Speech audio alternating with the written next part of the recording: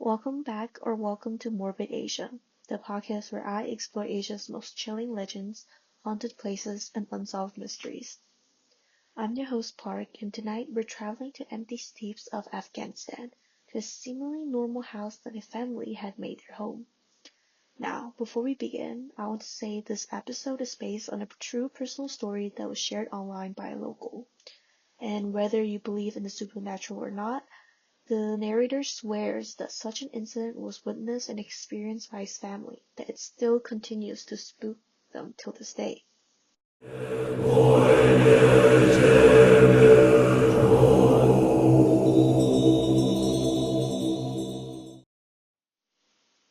According to the story, the house belonged to the narrator's paternal grandfather, and it stood isolated far away from other homes, surrounded by flat open land, empty steep in every direction. And from the very beginning, people believed something was wrong with it. Locals claimed that it had been built on top of an old graveyard and the house had intense jinn activity. The narrator explained that even family members avoided becoming the mimon or guest in that house. Stories spread constantly about strange noises, sightings, and things moving on their own. Now, usually, stories like this can be dismissed as exaggeration, gossip, or fear spreading through a community. But then, the narrator's mom confirmed that she experienced things herself, and what she described still unsettles the narrator decades later. When she was a newly married woman, she lived in that house with her husband's family.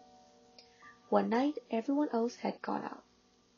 Her father-in-law, brothers-in-law were attending a party with her husband, and her mother-in-law was away visiting her sister, so she was completely alone. At some point during the night, she woke up suddenly to the sound of loud metallic clanging.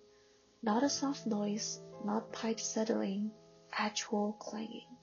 Like someone was striking the two metals together over and over again. She got up immediately and searched the house, afraid that it might be a break-in or someone unannounced coming in. She searched room by room, trying to figure out where the sound was coming from, but every room was empty. However, the noise still continued again. And so eventually, she stepped outside towards the small shelter where the family kept their cows and goats. And that's when she saw it. Standing near the animals was a figure dressed entirely in white.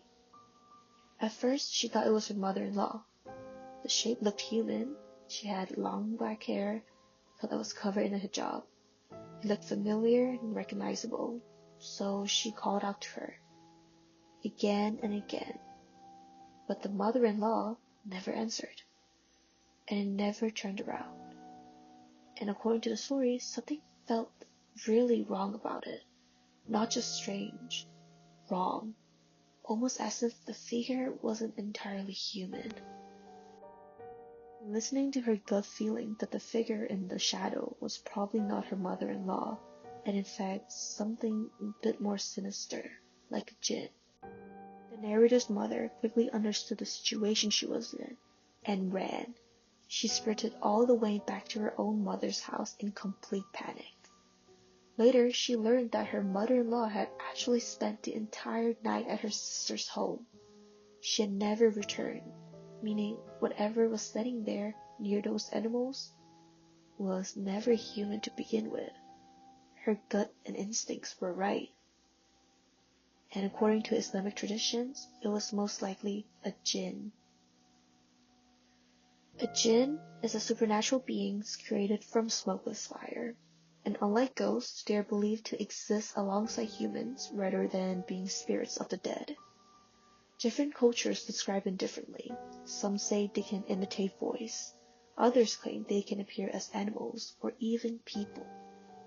And in many parts of Central and South Asia, stories about isolated homes, abandoned wells, and lonely roads are often connected to jinn encounters. What makes the story even stranger is what happened to the house afterwards.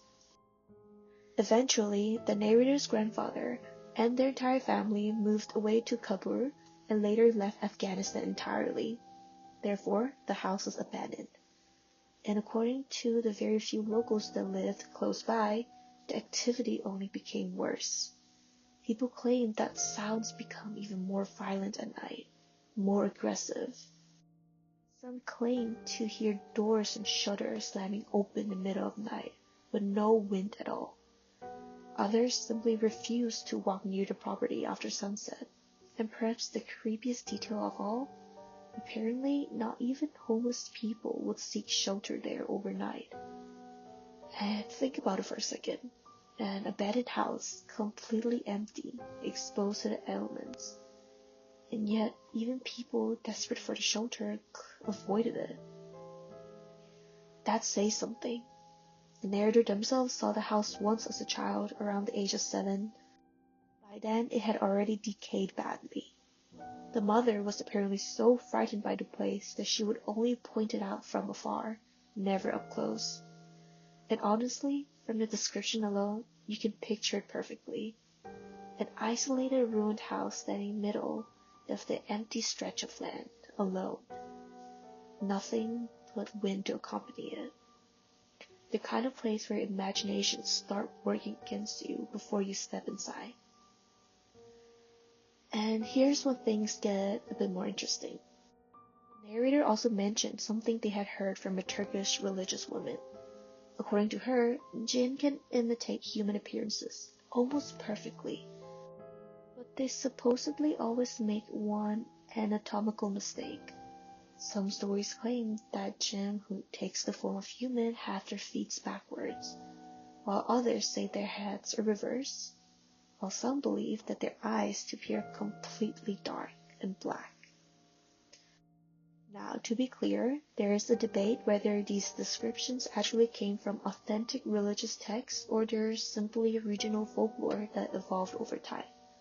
Because, interesting enough, similar details appear in ghost stories and demon legends all across Asia. From South Asian shapeshifters to Middle Eastern desert spirits to Japanese yokai capable of mimicking humans imperfectly. It's strangely a universal fear, something that looks human but isn't quite right. And honestly, those stories tend to stick with people far longer than monsters that look obviously supernatural. Because if you can recognize the danger immediately, you can protect yourself. But if something can stand in front of you looking almost human, that's far more disturbing. So what really happened in that house? Mass hysteria?